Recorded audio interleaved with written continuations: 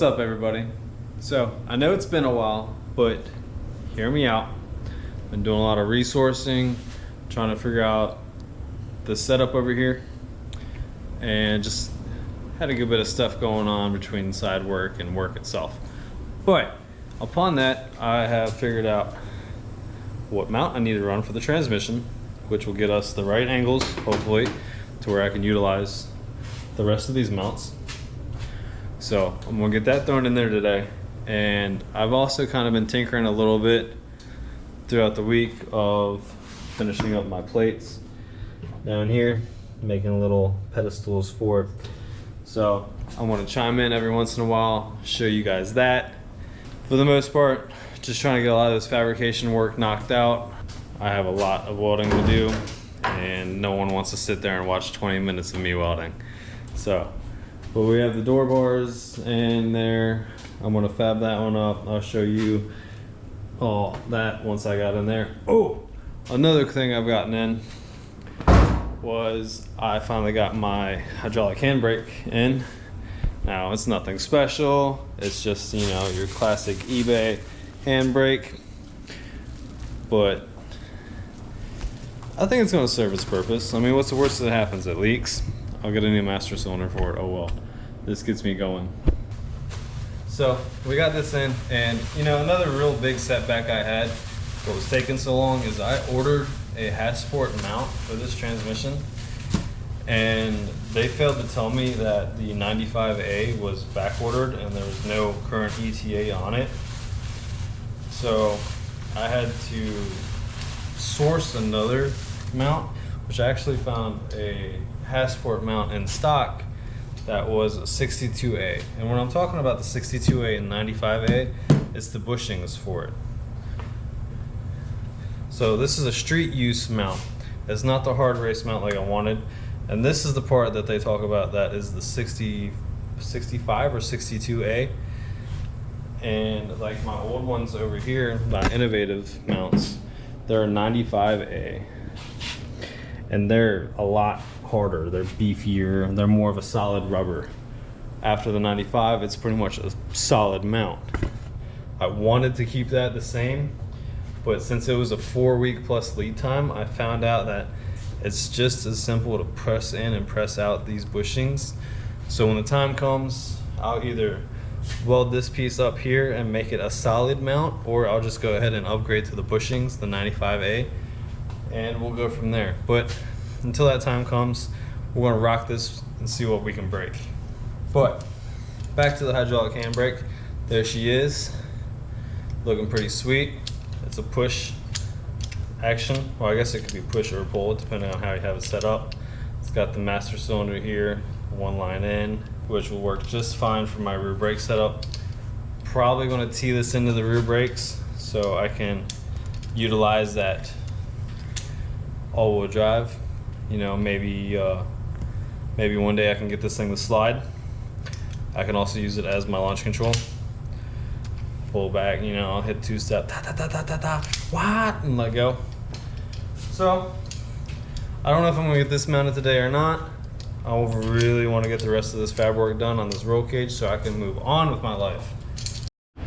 All right, now I got that put back away, I'm going to get everything set up to where I can jack up this transmission, and we're going to slip out the old mount that I have sitting kind of in it just to get an idea, and we're going to slip in the new Hasport mount.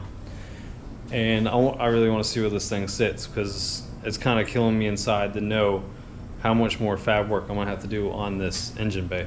I really want to get this thing painted. I haven't fully decided what color I want to paint it. I really want to wrap a car in a digital camo, but it's so freaking expensive that I might just, I don't know. We'll worry about that way down the road. So, kind of leaning towards gray, black type of theme.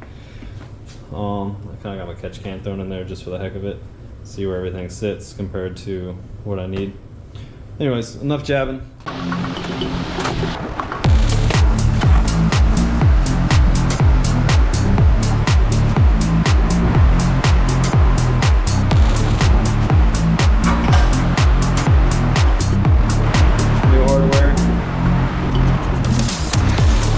turns out that you have to